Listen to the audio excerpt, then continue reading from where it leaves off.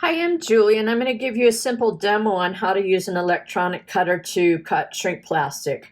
I'm going to be demoing on a Brother SDX 125 titanium scan and cut.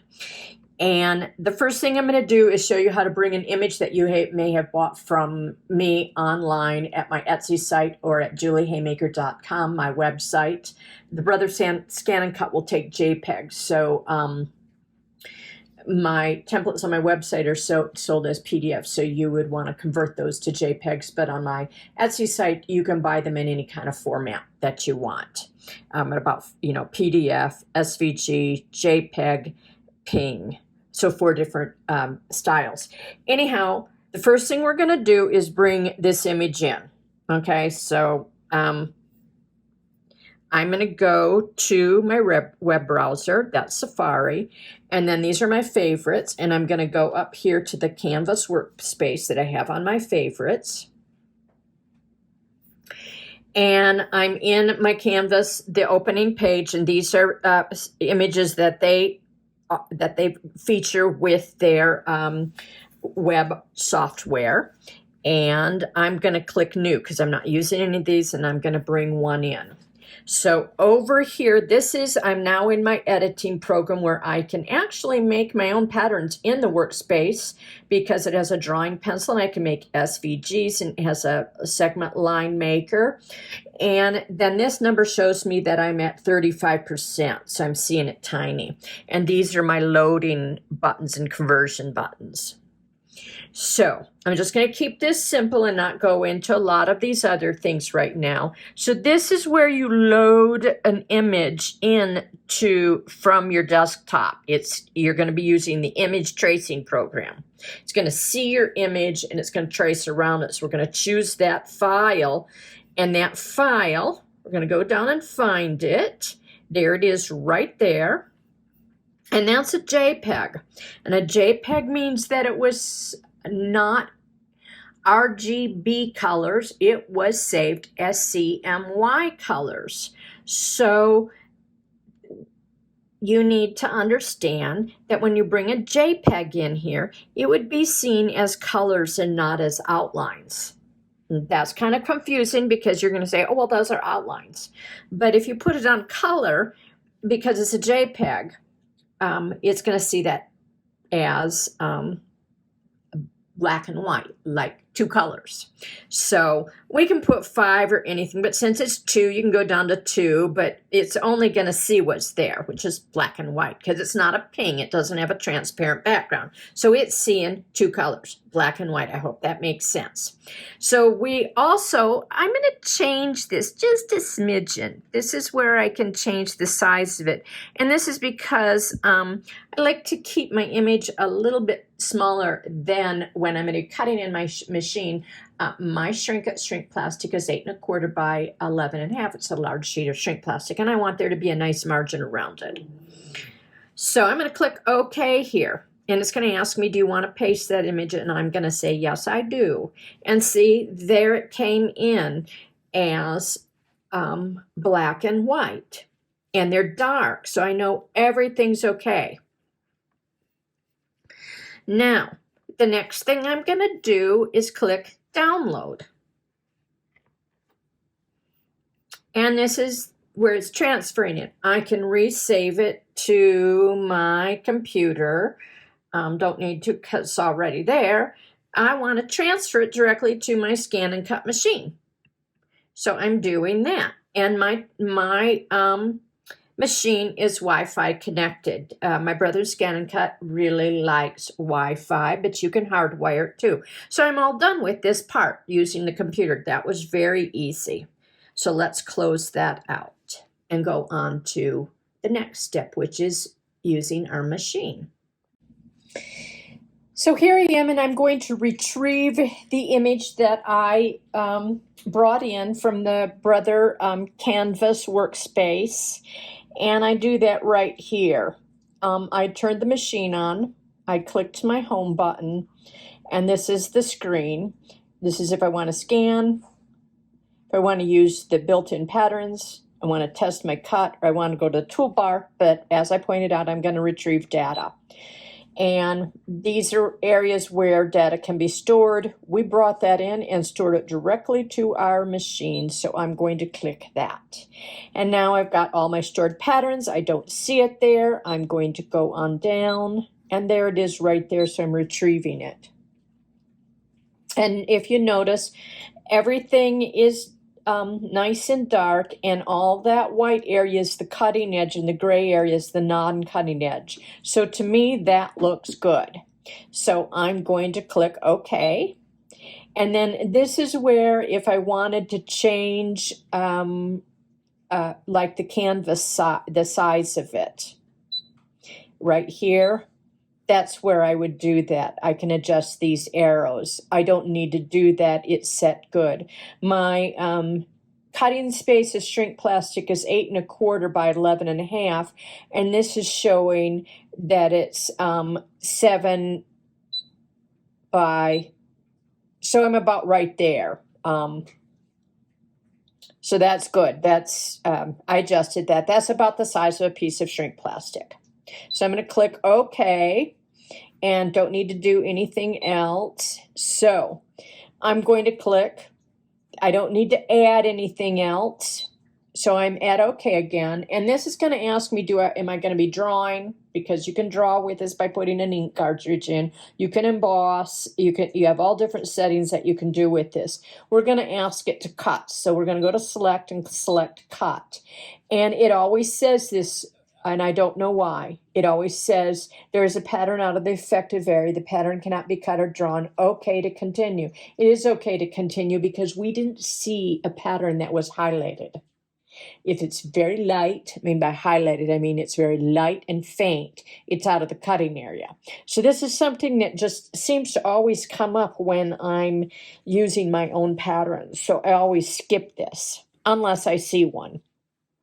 Like I said, that it is lighter, then I'll do some adjustments. So it's processing and saying that's okay. And before I click start, if I click start, it's going to tell me to load the machine. So I'm going to load this. Oops. Want to get those wheels going. There, I wait till the wheels start spinning a little bit and I hand feed it. It just is easier for me. My mat's a little damaged, so if I just lift it like that and then wait till they really start spinning and then just kind of gently shove it in, it usually goes in. So right here is where I can adjust my pressures. Let's go to the toolbar and look at what we have here. I'm not going to change my cut speed. It goes from 1 to 10. 5 is middle ground. That's fine. This is my cut pressure.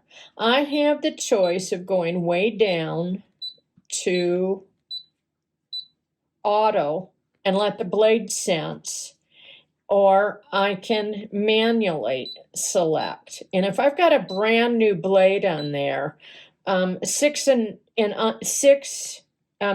brand new blade, probably 7, 8, and 9, I'll have problems, meaning it will be going through its pass, and while it's moving across here, it will catch on a pattern that it cut really well while it's still doing its passes and flip it up. So the goal is to try to get your pressure right where it cuts it so you can pop them out, but not that it's cutting all the way through that they pop out while you're cutting and then get caught in here. So it's kind of like a guessing game. And that's also comes with the fact that your blade dulls with each set of shrink plastic, because shrink plastic is hard on blades. So, and it is temperamental because it's brittle, so it's easily caught, where paper is more forgiving and doesn't get caught in the machine, very much like a hangnail. So I don't mess with I don't mess with the manual blade because there isn't a manual blade in there, and I don't mess with the cut amount. I don't touch with that right now. So new blade, I'm going to be at a 6 or an auto. I'm going to try it at a 6. Auto, oftentimes for me, doesn't cut it enough. So we're going to try it at a 6. And I'm going to click OK. Now I'm going to click start.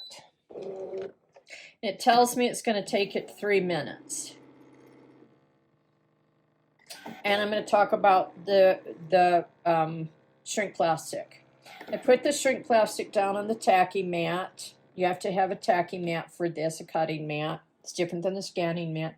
And I use painter's tape to tape it down because the tacky mat isn't enough to hold this in place. And if this shifts around at all, you're in trouble. It's got to stay put. So painter's tape, I have yet to see a tutorial on shrink plastic that they don't use painter's tape. And I reuse it. You can see this. I'll reuse it several times. And the shrink plastic will sometimes go over several passes if it feels it needs to. So just hang on and let it do its thing. So it's also, even though I've got it set there, it seems to somehow automatically sense that if it's at a 6 pressure and it's not cutting through, it needs to kind of cut through. I don't understand all the software and the unique brain of this little machine. So I'm going to come back when that's cut out. So here we are, and it finished cutting, and I'm going to click OK, and then I can release it. Now, I'm going to show you that these just popped right out. Okay, so that means that I could have gone down on my blade even, gone even lighter, as a lighter touch. Because I want to have, I want to be able to hand pop them like so. This is ideal right here.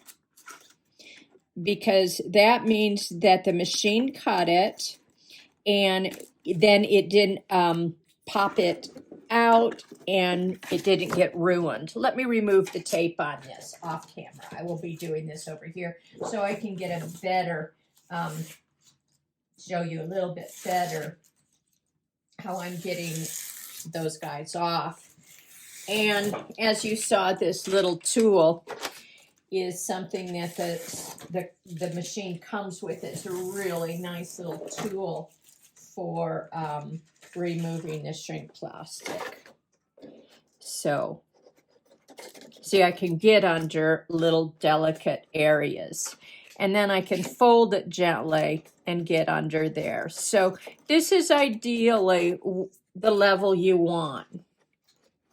And I think I had it at a 6, or did I have it at a 5? Whatever I had it, it could have gone down one more lower.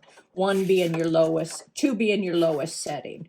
So see, you want to be able to have that happen. And then these holes, the center holes, when I press them down into my shrink plastic, give this little demo, they should pop right out. There. So you do want a little bit of that resist. Not enough that it breaks, but enough that you're popping it out. And it's not popping ahead of time. So that's the temperamentalness of the machine, and yet they make really nice, beautiful, precision little cuts. And that's a nice tool to have. Okay, on to scanning.